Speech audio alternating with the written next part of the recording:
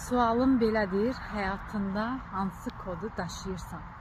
Kod deyərkən, hər insanın doğulduğu tarixə görə yaranan rəqəmlərin psixologiyası o insanın hansı kodu daşıdığını göstərir və buna uyğun da özünü formalaşdırır, proqramlaşdırır. Burada həm insanın düşüncəsi, davranışı, hansı emosiyada olması, qərarları və s.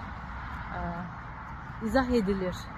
Bir çox insanlar bundan xəbərsiz ola bilər, amma artıq yeni çıxan elmlər bu kodları bizə açmağımıza kömək edir və bizi daha da yaxşı özümüzü tanıdır. Həmçində başqalarını tanıya bilirik bunun sayəsində. Bəziləri öz həyat koduna uyğun yaşayır, özünü tam realizə edib. Bəziləri isə fərqli koda uyğun həyat yaşadığına görə özünü blokda hiss edə bilər, işləri alınmaya bilər, problemləri ola bilər, münasibətlərində, iş seçimləri. Çünki təsəvvür edin ki, iki fərqli elektron əşyadır.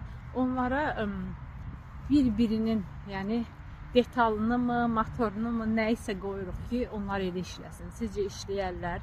Yox, təbii ki. Ona görə də hər insan öz koduna uyğun realizə olmalıdır.